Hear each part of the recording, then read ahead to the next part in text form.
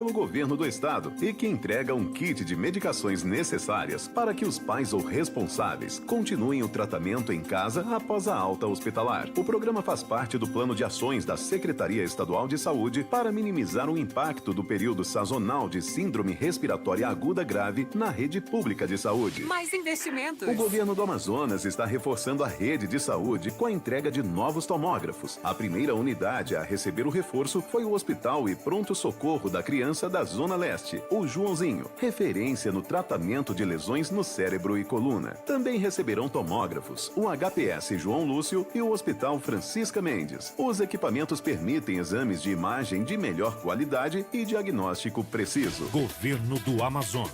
Trabalho que transforma. ZLZN, a cara do povo.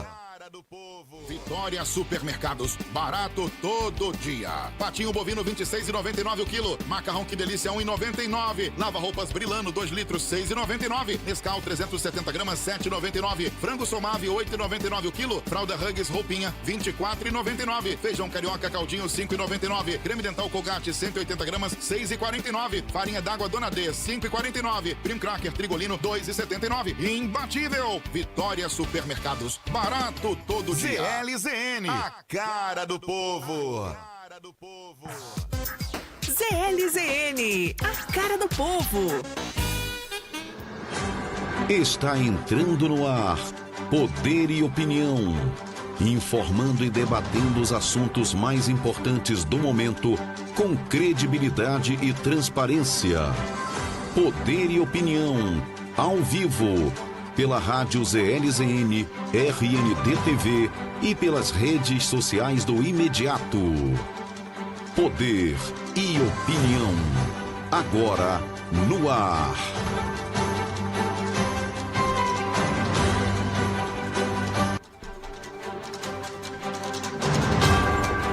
Olá, senhoras e senhores, muito bom dia. É um prazer tê-los de volta conosco aqui no nosso Poder e Opinião. Estamos começando hoje, sexta-feira, dia 24 de maio. Mais um Poder e Opinião está no ar para você no nosso canal 38.1, em todas as nossas plataformas de rede social e também na ZLZN, a cara do povo da Amazônia para o mundo. Queridos, eu quero agradecer aqui mais uma vez a presença de todos, né? Temos aqui a nossa querida Rafaela, temos aqui o querido Pablo, bom dia a todos, e o nosso querido Jackson Nascimento, que está conosco hoje. Tudo bem, Jackson? Bom dia. Tudo bem, bom dia, Walter, Rafaela, Pablo Medeiros, a toda a equipe.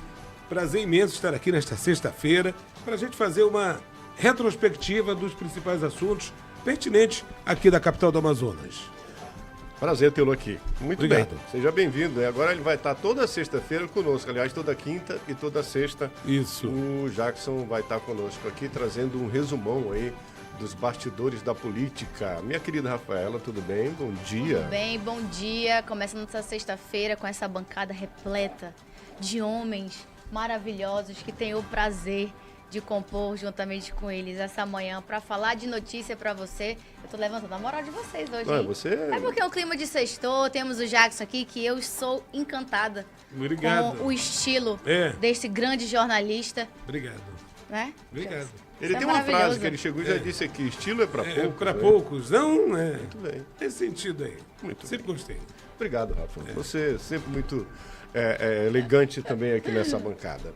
Meu querido Pablo, bom dia. Bom dia. Hoje nós temos o prazer, né, de ter o Jackson. Rafaela, bom dia. Rafaela. Grande Pablo. Walter, bom dia. Que bom, que bom. Estamos aqui completos. Bacana. Muito bem. Gente, vamos começar aqui o nosso Poder e Opinião, esse programa que tem pautas ligadas à política no estado do Amazonas, do Brasil e no mundo, para que a gente possa debater com os nossos queridos amigos aqui devidamente apresentados. Olha só. Crise da água. Após um decreto questionável do prefeito Bigarcia, lá de Parintins, o IPAAM fraga a construção de poço irregular. Tem um vídeo dessa história, né? A gente vai daqui a pouco ver esse vídeo, né? O prefeito lá não está vivendo bons momentos. Parece-me que os seus dias ali, ele não pode mais ser reeleito. E parece que ele está vivendo um momento não muito bom, né? Neste período, meu querido Jackson Nascimento, Gostaria de ouvi-lo.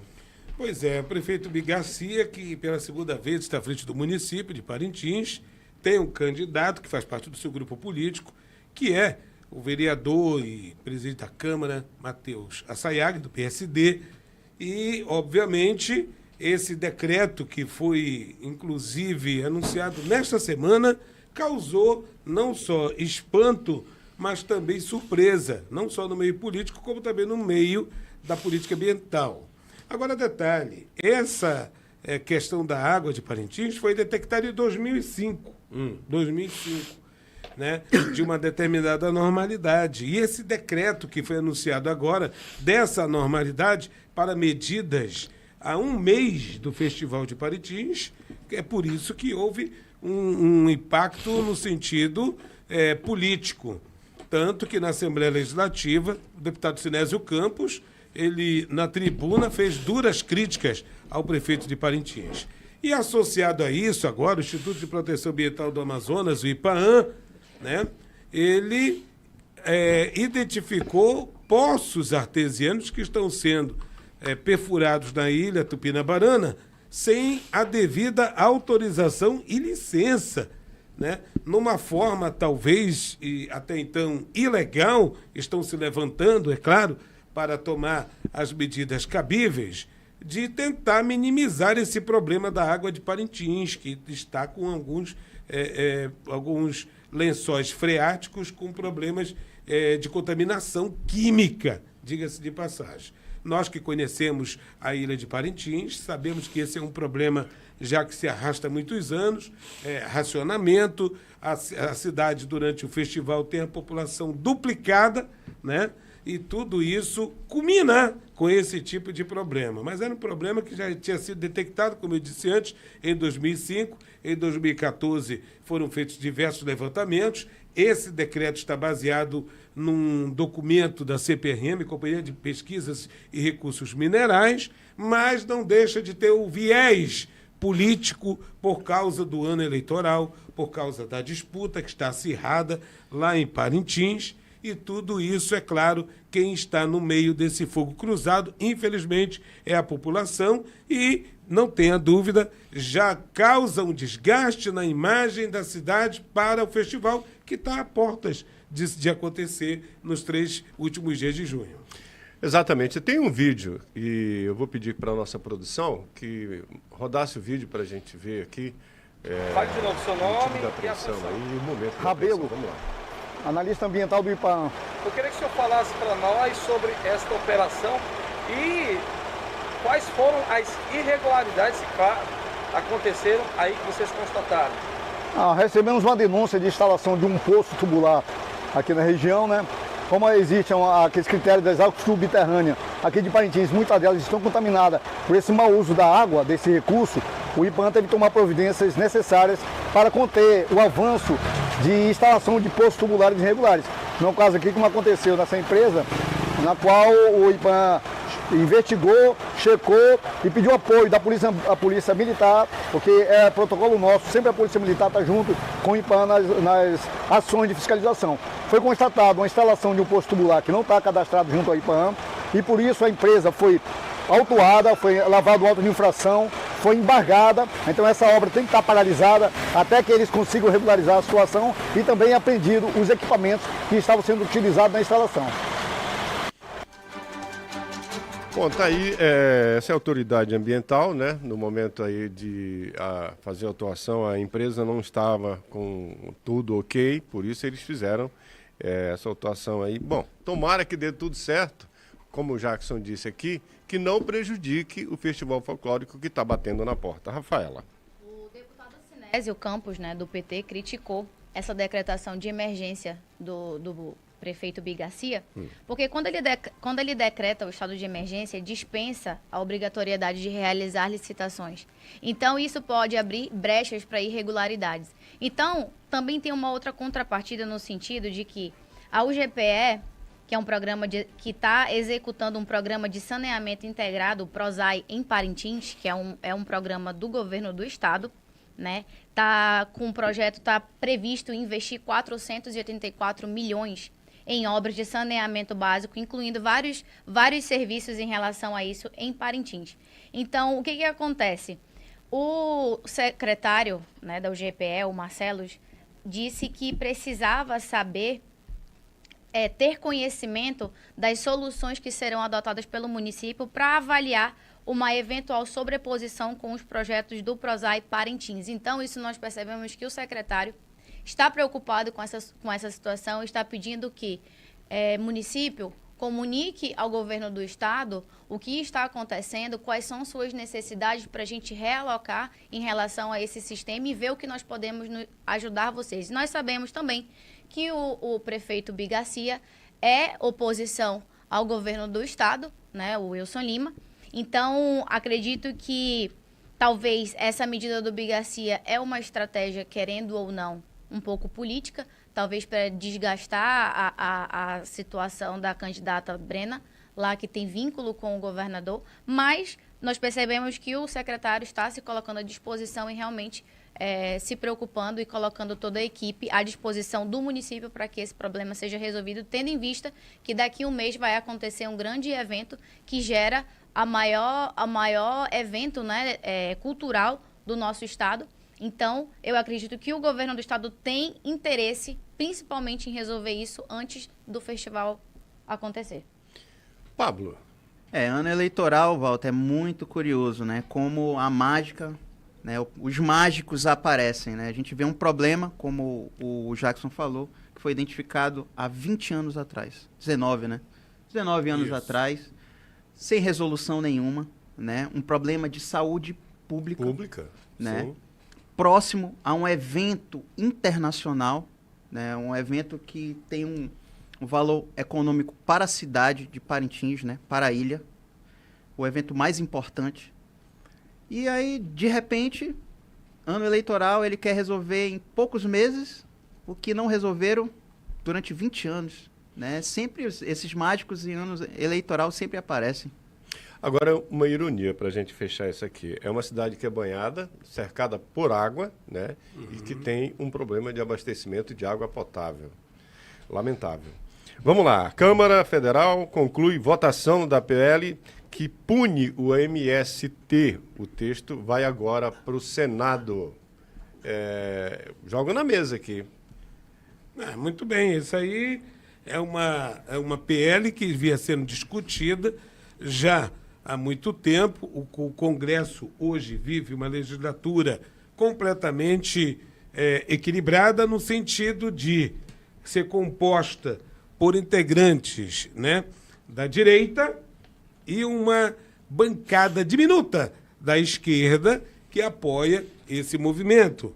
O movimento ele tem sofrido bastante, inclusive nas comissões, onde tem o Ricardo Salles, que foi ministro, né, do Meio Ambiente, um ferrenho defensor da extinção do movimento, enxerga o movimento como um movimento que vai à margem da lei, criminoso. Sim. Na questão das invasões. Algumas terras não têm sido terras devolutas, são terras produtivas, e essa, digamos assim, essa regularização, essa PL que o incrimina é um avanço para os produtores legais desse país. Eu acredito que nós estamos conversando aqui e acompanhando essa PL, o país todo acompanha essa PL, de uma forma legal. Ou seja, nós estamos gastando tempo numa discussão em que envolve os 513 deputados lá da Câmara dos Deputados, em algo que é óbvio, ninguém invade a propriedade particular,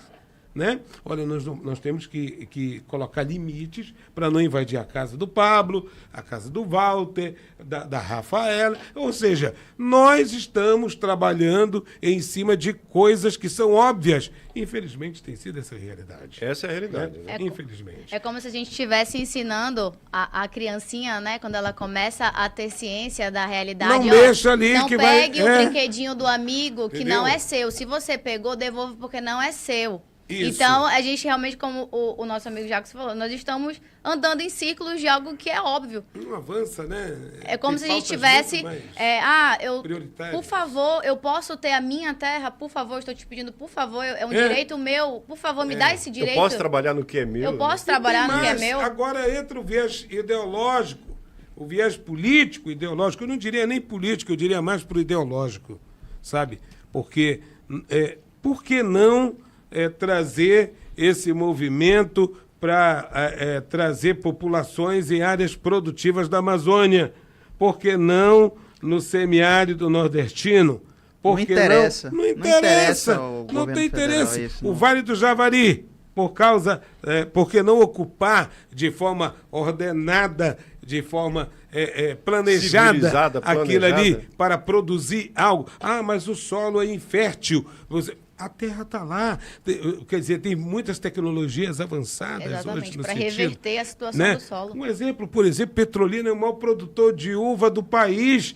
Petrolina, naquele solo, daquele solo que é árido. Quer dizer, tem tecnologia. O que está acontecendo é justamente o viés ideológico, não é nem político.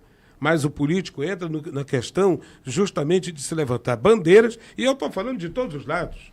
Não estou falando nem de esquerda nem de direita, estou falando de todos os lados. Cada um defende o seu lado ideológico, mas o que está em jogo ali é justamente o lucro e, obviamente, a ocupação de terras produtivas e que têm proprietários. Então, que o governo, já que abraça esse grupo, esse movimento, então que ele pegue as terras improdutivas que estão ali sem proprietário, que eles façam uma boa, já que é um governo tão do amor, generoso, não vai. Que faça essa distribuição. Que façam essa distribuição e que o próprio governo veja um sistema para reverter a situação daquele solo e torne produtivo e conceda a essas ilustres criaturas, né, que só querem trabalhar, mas não, só querem invadir mesmo aquilo que já está pronto e que não é dele. Mas é essa questão ideológica, né? A distribuição de terras. Aí não importa se a terra era produtiva anteriormente, isso não importa para eles. O que importa é mostrar na TV, na rede social, que eles estão distribuindo a terra. A reforma tributária vem sendo discutida há décadas nesse país. E, claro, ela surgiu justamente por conta de uma ausência de uma política pública do Estado brasileiro. Meus amigos, eu vou pedir um intervalo, volto daqui a pouquinho. Este é o nosso Poder e Opinião, na sexta-feira no seu canal 38.1.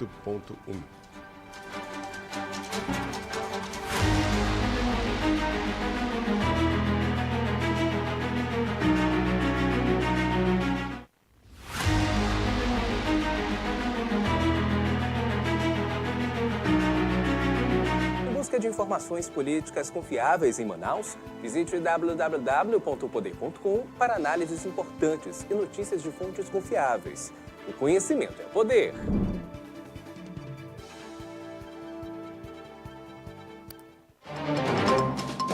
Quando a sirene tocar na sua TV, você já sabe. Está no ar o programa de polícia mais impactante do Amazonas, Nacional 190. O mundo da investigação policial como você nunca viu. Detalhes dos casos mais chocantes da história diretamente na sua tela. A cobertura completa dos acontecimentos policiais, 24 horas por dia, 7 dias na semana, sem perder nenhum detalhe. Informações exclusivas e atualizadas em tempo real. Equipes de reportagem em todos os cantos. E as imagens mais impactantes do momento. Os detalhes do trabalho da segurança pública, o esforço da polícia e o alerta sobre os perigos na comunidade. Mantenha-se informado, mantenha-se seguro. Nacional 90, de segunda a sexta, às 5h20 da tarde, no site imediato e na sua RND TV, canal 38.1. Aqui é sobre gente. Você já parou para pensar no processo que existe por trás do ato de abrir uma torneira e ter água potável? É sobre este tema que vamos debater no Conversa Política desta semana com o gerente de responsabilidade social da Águas de Manaus, Semi Ferraz. Extrair, tratar e distribuir água em grandes cidades é uma tarefa essencial e desafiadora. Que às vezes a gente até não entende, né? Se a água é um bem público, está aí, mas está um bem público da natureza, lá no rio.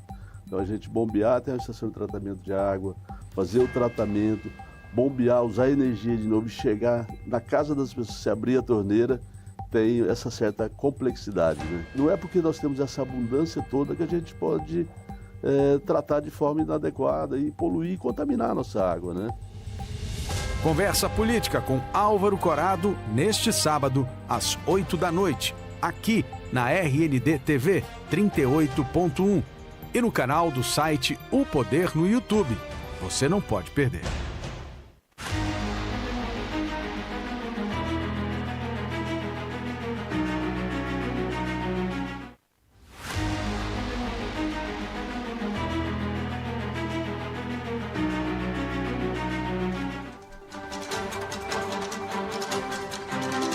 Estamos de volta, canal 38.1, RNDTV, aqui é sobre gente, e também nas LZN, a rádio que é a cara do povo da Amazônia para o mundo, e em todas as nossas redes sociais, o YouTube, o Instagram, tem também o Facebook e o X. Você nos acompanha nessas ferramentas aí. Bom, a nossa pauta agora, meus queridos amigos, Jackson, Rafaela e Pablo, é referente à reforma tributária. Olha só, o grupo de regulamentação da reforma tributária vai ouvir Bernard App na próxima semana.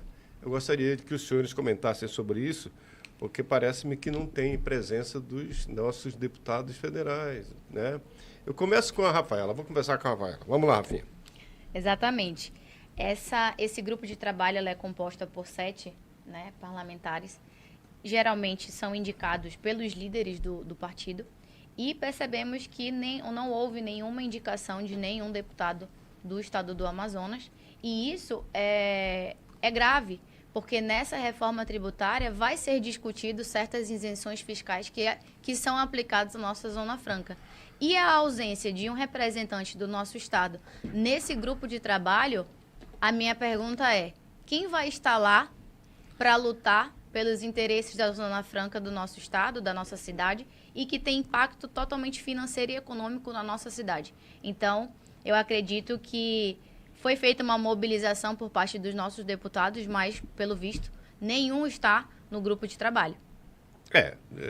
Tá aí um entrave, né, Jackson Nascimento? Gostaria de ouvi-lo, né?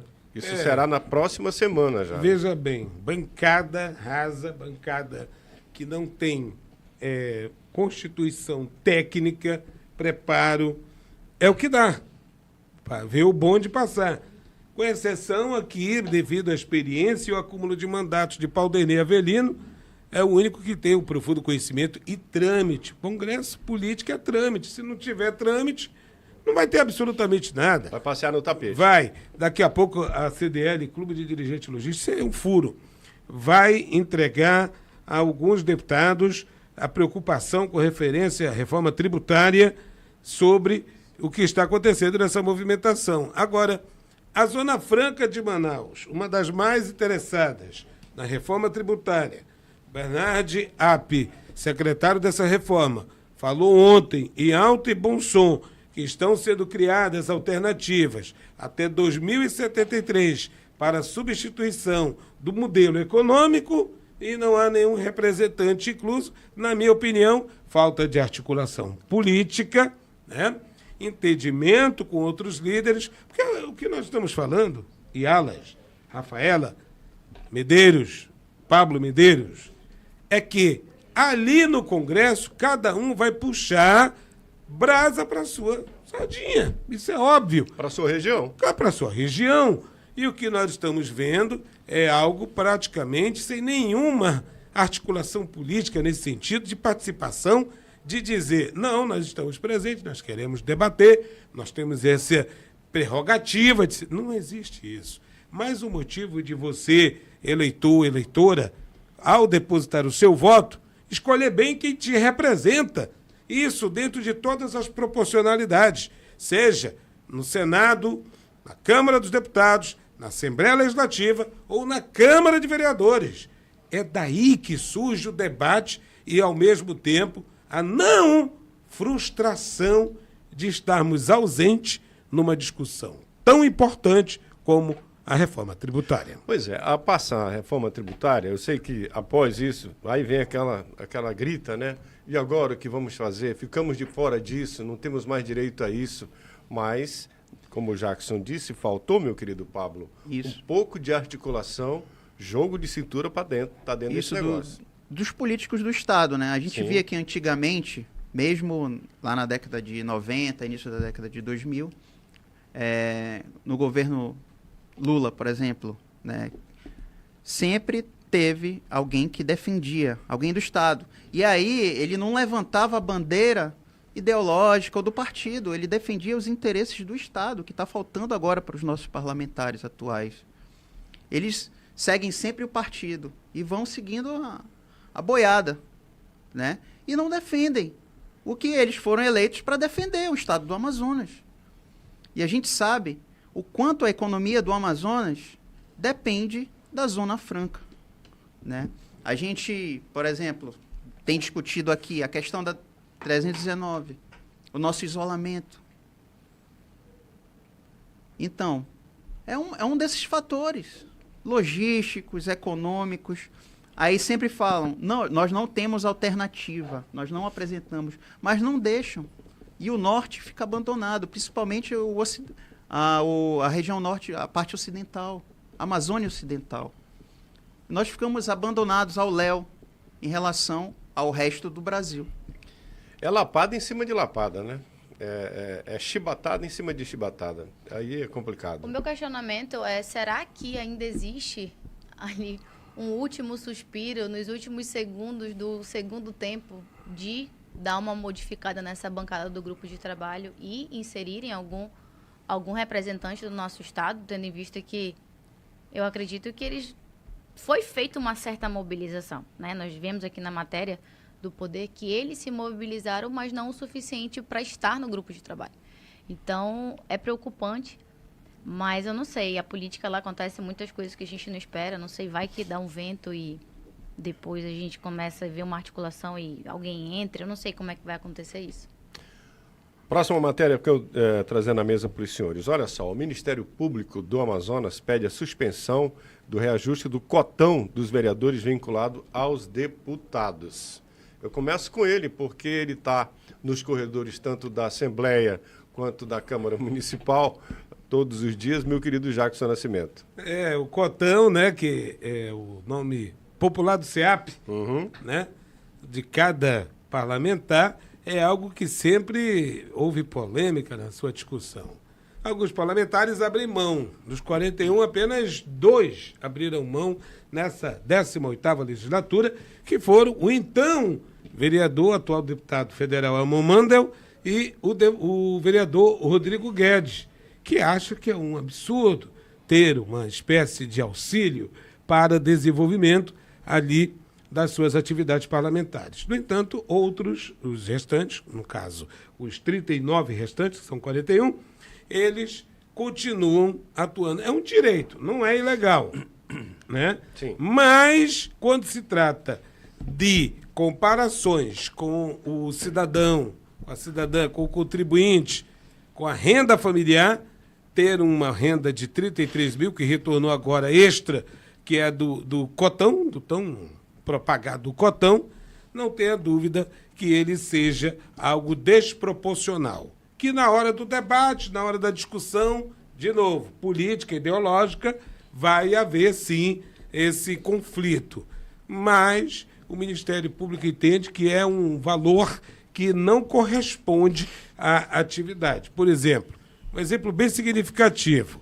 Já tem as emendas impositivas, já tem os recursos de gabinete, tem o próprio salário do vereador e os dias que ele também atua no parlamento, segunda, terça e quarta, dia de sessões, quinta e sexta nas atividades externas e as reuniões extraordinárias, quer dizer, é uma infraestrutura pesada para cada parlamentar, não para ele, muito menos para a casa, mas para o contribuinte, porque é um dinheiro público que está sendo ali gasto, e se você fizer um levantamento da produtividade em benefício da coletividade, você vai se frustrar. Eu tenho tempo de citar um exemplo aqui? À vontade. Agora, recentemente, o professor disse que merenda é merenda e almoço é almoço. Sim. Falando da merenda escolar, professor Samuel, presidente da Comissão de Educação, criticando que não precisa colocar mais proteína na merenda, não, que senão o estudante vai chegar em casa e não vai almoçar. Né? Olha vai já, almoçar. 70%, dados já, inclusive, discutíveis, que deve ter aumentado, dos alunos que vão à escola, na rede pública municipal, muitos deles vão motivados pela merenda. Porque não tem uma refeição. A refeição principal é na escola. É na escola. É isso mesmo. Entende? Então, nós estamos falando aqui de cotão, nós estamos falando de auxílio, de estrutura, numa produtividade nessa, contra, eu não sei se é fogo amigo ou se é inimigo mesmo declarado à população que mantém a máquina pública funcionando dessa forma, que, na minha opinião, está emperrada há muito tempo. Rafaela Torres. O Procurador-Geral de Justiça do Amazonas, que foi ele que apresentou essa ação direta de inconstitucionalidade, ele disse que viola, né, a Constituição quando eu vinculo de forma automática o aumento do ajuste, né, o ajuste do cotão automático em 75% em cima daquilo que é estabelecido pelos deputados estaduais, a cota também que eles também possuem no seu gabinete. Por quê? O aumento, a análise feita para aumentar a verba do deputado é de acordo com a lei orçamentária. Então, ela é feita de acordo com a possibilidade, o que não quer dizer que existe possibilidade financeira no orçamento do município para suportar tal reajuste. Então, quando eu vinculo, eu meio que estou tirando a autonomia do município em legislar de acordo com as suas condições financeiras a respeito do seu lugar. Sim. Então, o procurador ele está criticando essa vinculação de uma forma inconstitucional. Cada esfera luta pela sua competência. Então, o Estado vai solicitar o reajuste do cotão dos deputados se for, né, cabível dentro do seu orçamento, da sua lei. Assim como o município tem que, em relação à Câmara dos Vereadores, estabelecer o aumento, o ajuste, de acordo com a sua lei orçamentária, não de forma automática. Aumentou do Estado, aumentou do município, o que não quer dizer que tem orçamento para tal. Aí a gente entra nessa situação do uso do dinheiro público, né? O uso correto, de acordo com a Constituição. A gente vê um pouco de ego e inveja aí, né? Eu vejo um pouco de ego e inveja, né, nessa medida de aumentar e vincular ao valor do cotão dos deputados estaduais. E assim, eu creio que o MP está correto. Ele está respeitando a Constituição. Como diz aqui, ó, tem que ter uma existência de necessidade e a dotação orçamentária para tanto. Ele está correto, entendeu? E assim, como o Jackson falou, é a questão do dinheiro público. Ele, em relação ao povo, a quem botou eles lá, isso é desproporcional. Ele já tem um provimento mensal bom, né? Para o trabalho que eles fazem, entendeu? E aí você colocar mais 33 mil para eles, não há como justificar, nem legalmente, nem constitucionalmente, o que eles fazem. Olha só, são 11 horas e 35 minutos, nós estamos com o nosso Poder e Opinião, e a próxima pauta aqui, eu sei que os senhores, nós já repercutimos essa pauta aqui durante essa semana, diz o seguinte: o Financial Times diz que o STF deu duro golpe na Lava Jato. Por quê? Aquela história, tá todo mundo livre à vontade. Zé Disseu, o rapaz lá da Odebrecht. O Marcelo, né? Marcelo Odebrecht. Ou seja, a lavanderia pode voltar. Pois é, Walter. Pode não.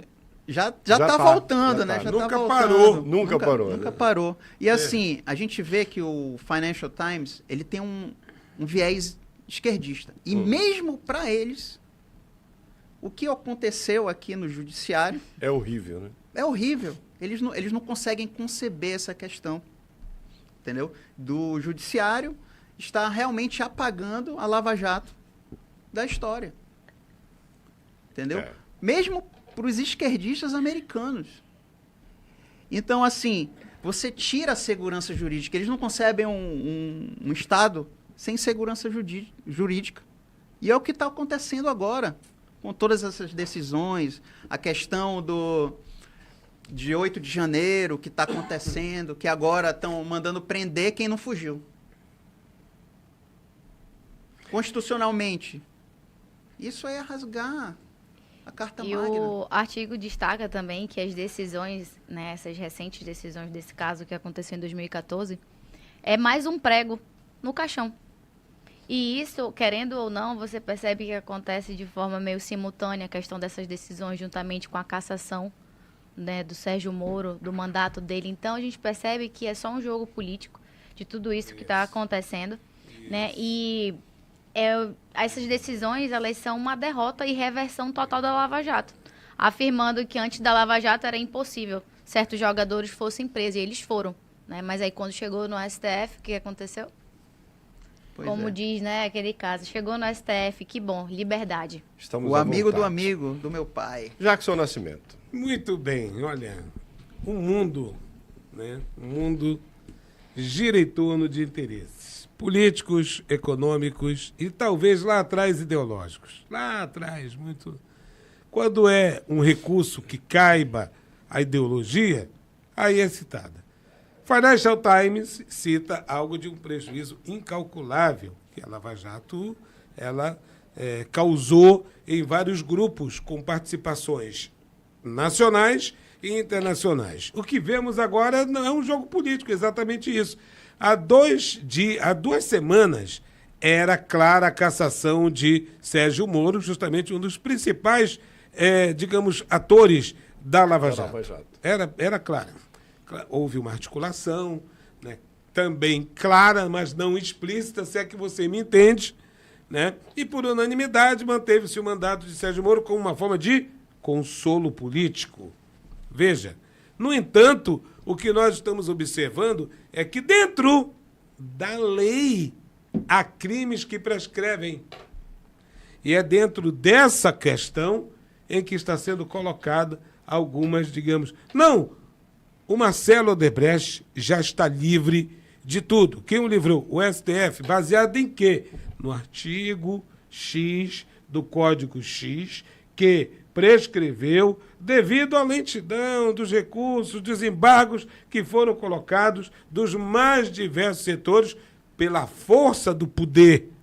Eu uso poder, né?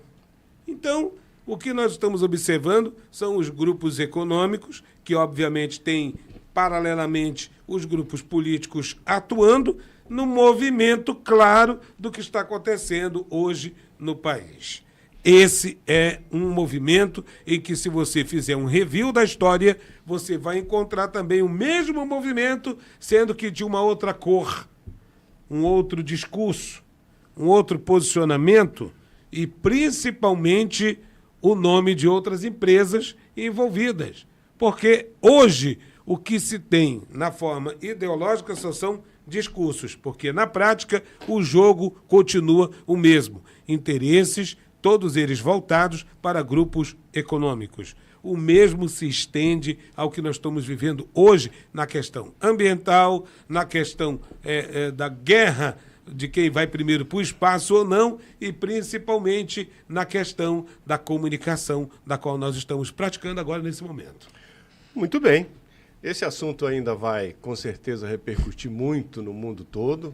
Minha querida Rafaela citou muito bem que tornou-se aí uma vergonha, né? É um negócio escandaloso que o mundo todo... Internacional. Gente, é hora de pedir um intervalo. A gente volta daqui a pouquinho com Poder e Opinião, aqui no nosso canal 38.1 RNDTV, porque aqui é sobre gente.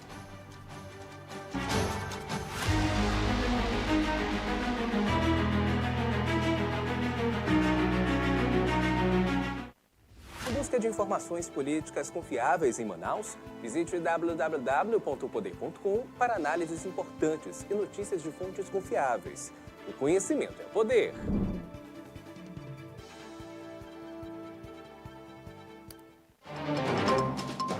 Quando a sirene tocar na sua TV, você já sabe. Está no ar o programa de polícia mais impactante do Amazonas, Nacional 190. O mundo da investigação policial como você nunca viu. Detalhes dos casos mais chocantes da história diretamente na sua tela. A cobertura completa dos acontecimentos policiais, 24 horas por dia, 7 dias na semana, sem perder nenhum detalhe. Informações exclusivas e atualizadas em tempo real. Equipes de reportagem em todos os cantos. E as imagens mais impactantes do momento. Os detalhes do trabalho da segurança pública, o esforço da polícia e o alerta sobre os perigos na comunidade. Mantenha-se informado, mantenha-se seguro.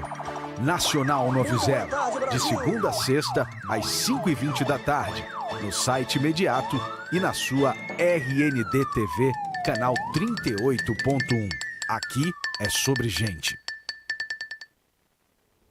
Você já parou para pensar no processo que existe por trás do ato de abrir uma torneira e ter água potável?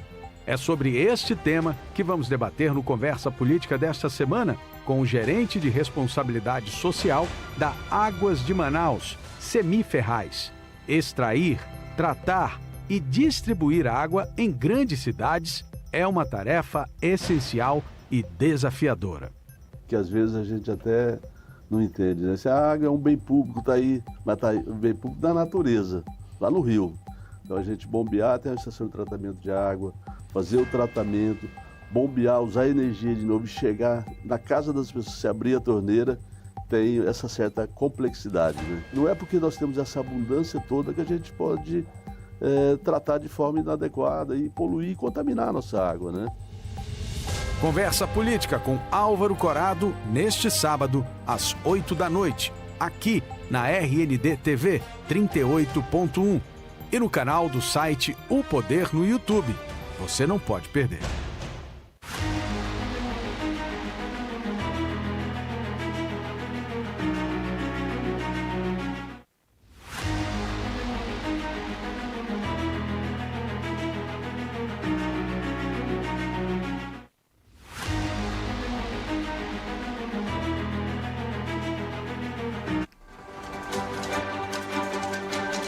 Meus amigos, são 11 horas e 44 minutos. Nós estamos de volta com o nosso Poder e Opinião aqui no canal 38.1.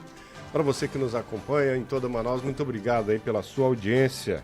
Esta é a terceira semana deste programa, né, que nós estamos apresentando. É a terceira semana de existência do nosso Poder e Opinião. E muita coisa já foi dita aqui. Parquinho já pegou fogo, enfim. Vamos lá, mais uma para os senhores aqui.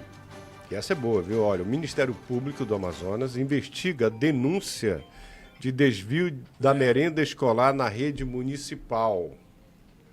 Esse assunto a gente falou ainda há pouco. O juiz considerou que o prazo para a notícia de fato sobre o desvio de merenda escolar na escola se esgotou. Eu gostaria de ouvir os senhores, né?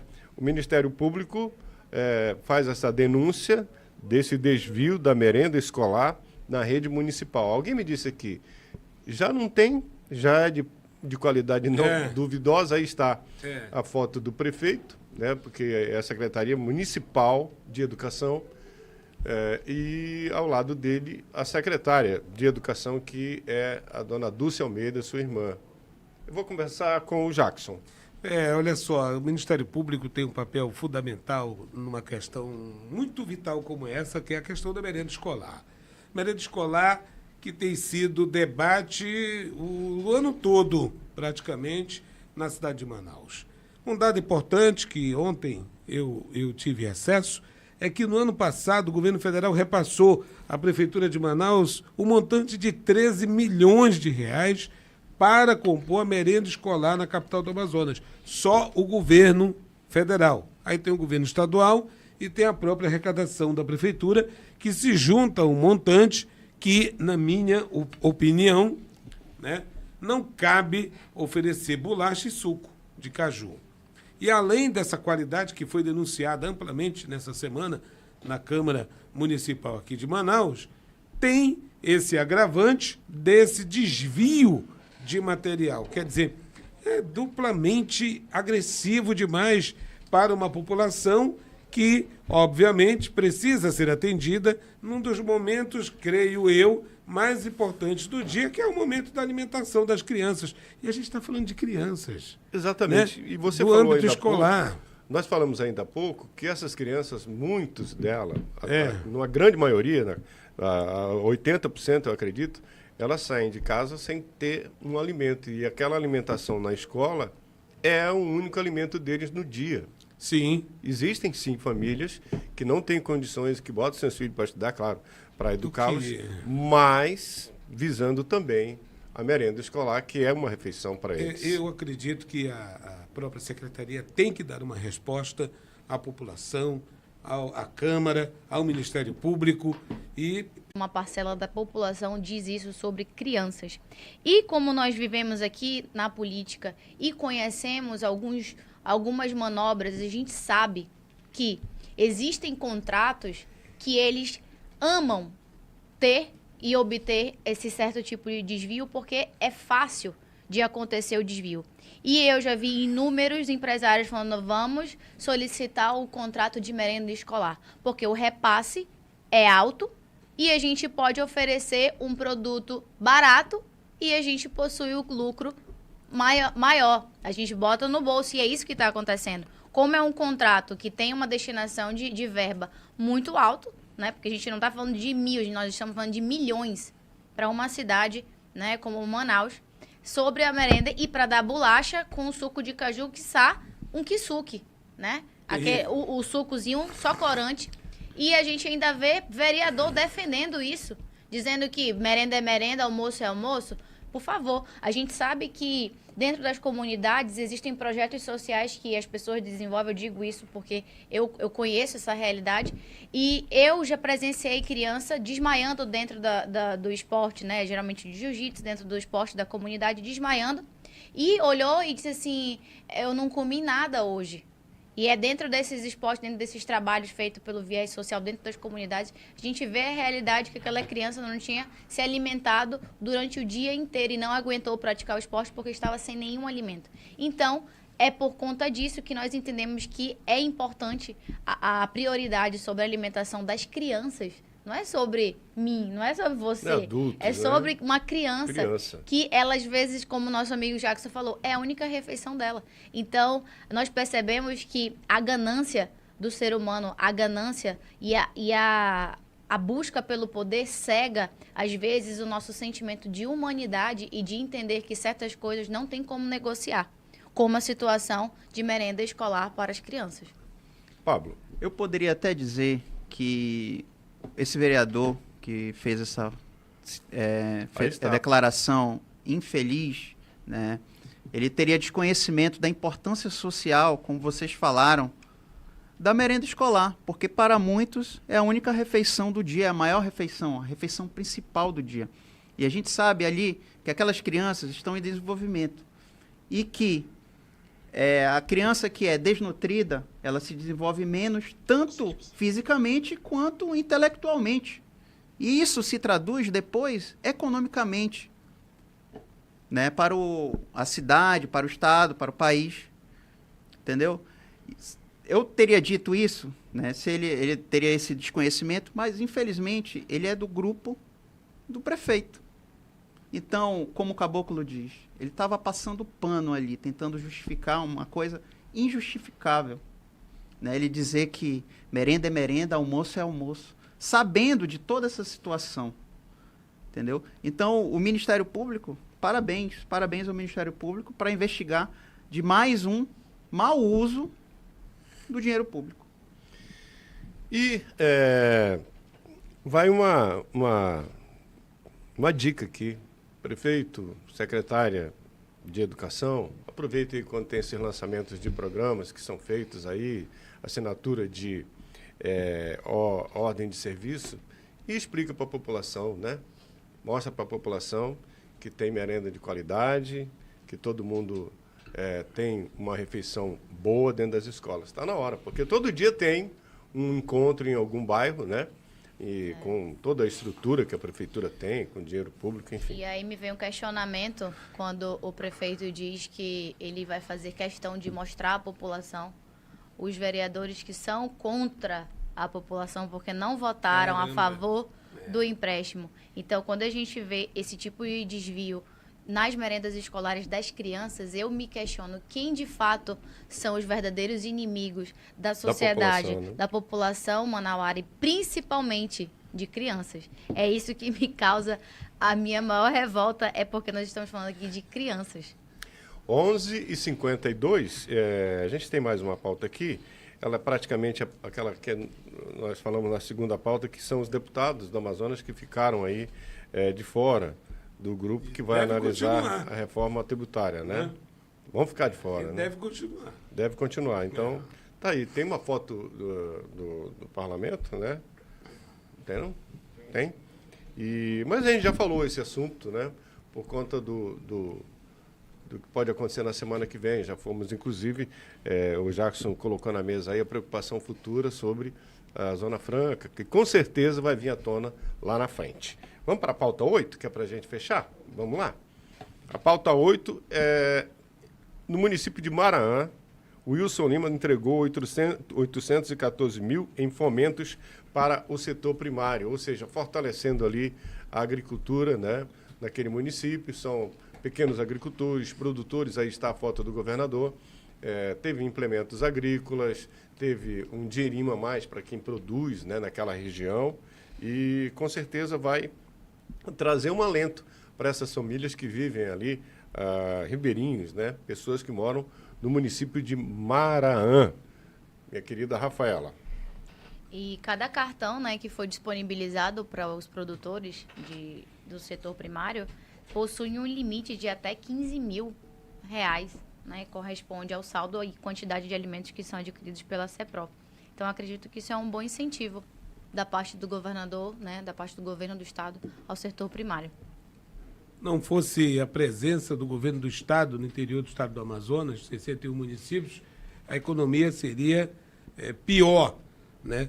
E muito se luta para tentar, principalmente no setor primário, fomentar a economia no interior do Amazonas. Esse é um grande desafio que continuamos ainda, infelizmente. Algumas cidades têm se destacado, algumas localidades também, né, por vocação, ter essa questão vocacional, mas o governo do estado faz o seu papel, incentivando, fomentando o setor primário, que ainda precisa ter investimentos pesados dessa natureza. A título obviamente, de ter um crescimento, digamos que real nesse sentido. É muito louvável essas ações. Bom, nós estamos quase chegando aqui ao final do nosso Poder e Opinião. O Jackson Nascimento transitou aí nos corredores do poder, né, da Câmara Municipal e também da Assembleia. O que você destacou, o que você destacaria, o que foi relevante nessa semana? A gente destacaria que hoje encerra o 2º Seminário de Segurança Inovadora, realizado pela Comissão de Segurança Pública da Assembleia Legislativa do Estado do Amazonas. Que tem à frente o Dan Câmara, né? Tem à frente o deputado estadual Dan Câmara, que já foi comandante da Polícia Militar e desenvolveu vários cargos dentro da segurança pública aqui do Amazonas. Mas chama atenção para os palestrantes, doutor Balesteri, que é um dos maiores especialistas de segurança pública e que foi secretário nacional de Segurança Pública, autor do Território da Paz, no estado do Pará, um case de sucesso no combate à violência e que palestrou ontem, além, é claro, do general Pazuello, que foi ministro da Saúde e é titular da Comissão de Segurança Pública da Câmara dos Deputados, além do Dr. Humberto Freire, superintendente da Polícia Federal, que traz toda a sua expertise de fronteiras e, obviamente, outras tecnologias voltadas para a segurança. O evento encerra-se hoje no Auditório Bellarmino Lins e durante 2 dias profissionais se debruçaram nos desafios da Amazônia para a segurança do país. Um abraço a todos. Obrigado, Jackson. Na semana que vem, na quinta-feira, você estará conosco de novo. Sim. Né? E também na sexta. Rafaela, muito obrigado. Eu que agradeço. Mais uma semana se encerrando aqui no Poder e Opinião. Tivemos vários quadros, tivemos a inauguração, né, a estreia do nosso quadro Sincerão da Política. Tivemos aí a presença do Lição do Breval. E essa sexta-feira nós estamos encerrando com o nosso amigo Jackson. Então, nosso programa foi repleto de programações para vocês aqui. E vamos encerrar essa semana e segunda-feira estamos de volta. Com certeza. Pablo, obrigado. Isso. Boa tarde a todos, né? Muito obrigado. Agradeço a audiência e assim, hashtag sextou, né? Vamos aproveitar um pouco, né, Jackson? Bora. Isso aí. Tamo junto. Boa tarde. Abraço. Obrigado, queridos telespectadores, ouvintes da Rádio ZLZN, a cara do povo da Amazônia para o mundo, os nossos internautas na rede social. Obrigado, Anderson Nego Bom, que comandou o VMix e áudio. Ariela Maiara, nossa produtora. Estaremos de volta na próxima segunda-feira. Daqui a pouco tem Imediato e o Povo no seu canal 38.1. Cuidem-se. Bom final de semana.